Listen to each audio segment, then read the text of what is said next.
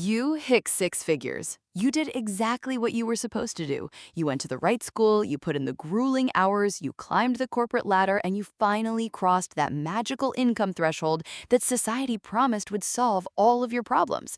So why does your bank account feel exactly the same as it did 5 years ago? Why does your chest still tighten when an unexpected bill arrives in the mail? Welcome to high income poverty. Today, we are going to tear apart the illusion of the modern six-figure salary, and I am going to show you exactly how to escape the invisible trap that is currently keeping you broke. There is a silent epidemic running through the upper middle class right now, and nobody wants to talk about it because it feels too shameful to admit out loud. If you earn $200,000 a year and you complain about money, society tells you to shut up. You are the top 10%. You have won the game. But if we pull back the curtain and look at the actual balance sheets of highly paid professionals, the doctors, the lawyers, the tech engineers, the mid-level executives, the reality is absolutely terrifying. A massive percentage of high earners in this country are living entirely paycheck to paycheck. They are one corporate layoff, one medical emergency, or one missed bonus away from total financial ruin.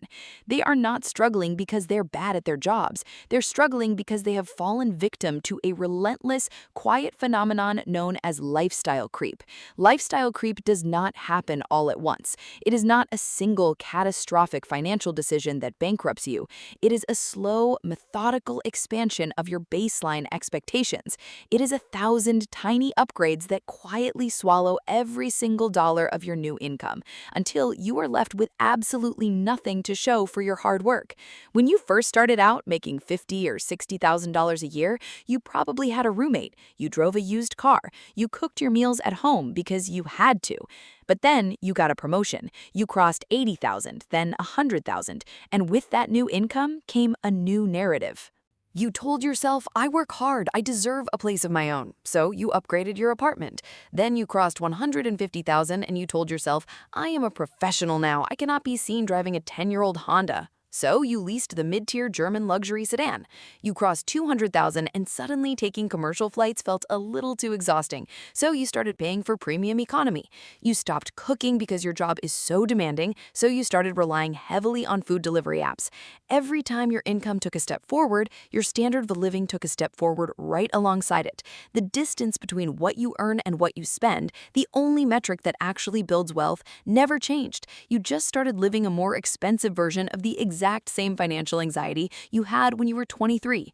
You have essentially built a high-revenue, zero-profit business. If a corporation brought in $200,000 in revenue but had $200,000 in operating expenses, Wall Street would say that business is worthless. Yet millions of people run their personal lives on this exact same business model and wonder why they feel so exhausted. To truly understand how this happens, we have to map out exactly where a $200,000 salary actually goes, because the math is brutal and it is incredibly unforgiving. When you hear the number 200,000, your brain immediately visualizes a massive pile of money, but you do not get to keep $200,000. The first and largest silent partner in your financial life is the government. By the time you account for federal taxes, state taxes, and FICA, that $200,000 salary is immediately slashed down to roughly $135,000 of actual take-home pay. Right out of the gate, the illusion shrinks. You are now working with about $11,250 a month. That still sounds like a lot of money, until we look at the structural obligations you have built your life around. First is housing. Because you earn a high income, you felt the pressure to live in a good neighborhood, one with the right optics and the right school district. Your mortgage or your luxury apartment rent, combined with property taxes and insurance, easily consumes $4,000 a month. Now you are down to $7,250. Next comes the transportation. You have two incomes in the household, which means two cars. Because of your professional status, you opted for two luxury leases. Add in the premium insurance, the premium gas, and the annual registrations, and you are easily dropping $1,500 a month just to keep metal in your driveway. You're down to $5,750. Then comes the hidden killer, the convenience economy. High earners are almost always time poor. You are working 50, 60 hours a week. By the time you get home, you are too exhausted to cook, clean, or manage your household. So you outsource it. You spend $1,000 a month on DoorDash, Uber Eats, and expensive business lunches. You pay for the house cleaner. You pay for the premium meal prep kits that rot in your fridge because you end up ordering takeout anyway. You pay for the gym membership you never use but keep because it feels like something a successful person should have. You are bleeding another $2,000 a month just to keep your chaotic life functioning. You are down to $3,750. Now, factor in student loan payments from that expensive degree that got you the job in the first place. Factor in the childcare costs or the private school tuition your peers convinced you was absolutely necessary. Factor in the vacations you take simply to decompress from the job you hate, vacations that you put on a credit card because your cash flow is so tight. By the time the month is over, that massive $200,000 income has been completely atomized. It has vanished into a dozen different automated payments, direct debits, and lifestyle maintenance costs. You have absolutely no liquidity. If an opportunity comes up to invest in a business, you cannot. If you want to take a 6-month sabbatical because you are burning out, you cannot. You are financially paralyzed by your own success. You are trapped in high-income poverty, chained to a desk by the very lifestyle you built to prove you were free. We have to ask the deepest question. Why do we do this to ourselves? Why do we allow our expenses to magically expand to absorb every single dollar we make? The answer lies in a psychological phenomenon known as the hedonic treadmill. Human beings are the ultimate adaptation machines. We are biologically wired to adapt to our circumstances, whether those circumstances are terrible or incredibly luxurious. When you first sign the lease on that brand new luxury SUV, the rush of dopamine is intense. For the first 2 weeks, you feel like an absolute king driving to work. The leather smells perfect, the sound system is incredible, and you feel a genuine surge of happiness. But then month 2 arrives. The new car smell fades. By month 6, it is no longer a luxury vehicle, it is just the piece of metal you sit in while you are stuck in morning traffic. Your brain has completely adapted to the new baseline. It no longer registers the car as a source of joy.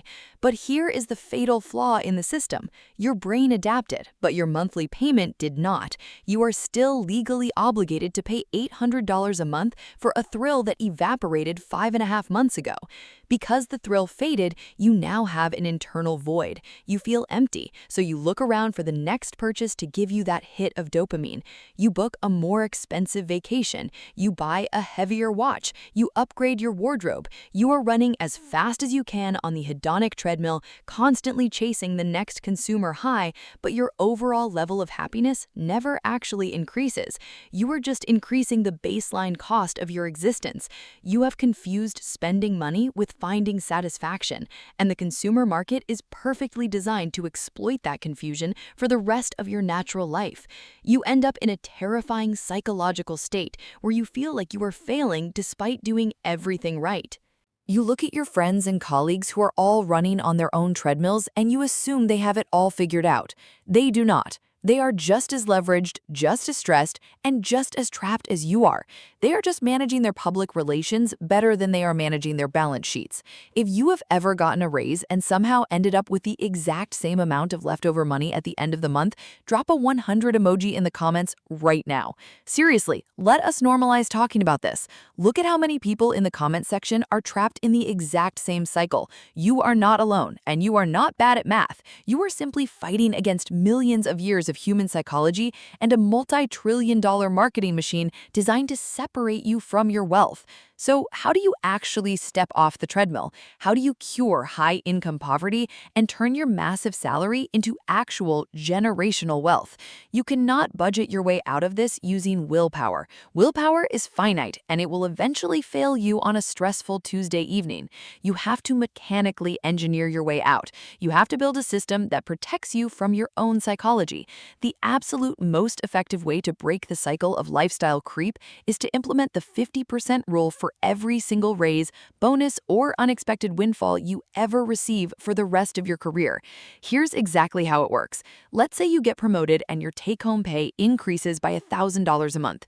The average person will immediately absorb that entire $1,000 into a nicer apartment or a new car payment. The extreme, miserable penny pincher will save all $1,000 and feel utterly deprived and resentful of their own hard work. You are going to do something entirely different. You are going to take exactly 50% of that new money, $500, and you're going to automatically route it directly into your investment accounts before you ever even see it in your checking account. It goes straight to your index funds, your retirement accounts, or your high-yield savings. The other 50%, the remaining $500, is yours to completely blow. You can use it to upgrade your lifestyle, buy nicer clothes, or take better trips guilt-free. By doing this, you are satisfying both parts of your human nature. You get to feel the immediate, tangible reward of your hard work, which keeps you motivated, but more importantly, you are forcibly widening the gap between your income and your expenses. Every time your income goes up, your wealth building engine gets substantially larger. If you follow this rule religiously, within 5 to 7 years, your investment portfolio will grow so large that it will generate more passive income than you could ever save by clipping coupons. You have to decouple your ego from your spending. You have to stop viewing your salary as a license to consume and start viewing your salary as a shovel. The bigger the shovel, the faster you can dig your way out of the corporate prison. The goal of making $200,000 a year is not to look like you make $200,000 a year. The goal of a high income is to aggressively buy back your own time, your own autonomy, and your own peace of mind. True wealth is the ability to wake up on a Monday morning and know that you are going to work because you choose to, not because the bank is forcing you to. Step off the treadmill. Stop performing for people who do not care about you. Take your massive income, build a fortress of invisible assets, and go quietly buy back your freedom.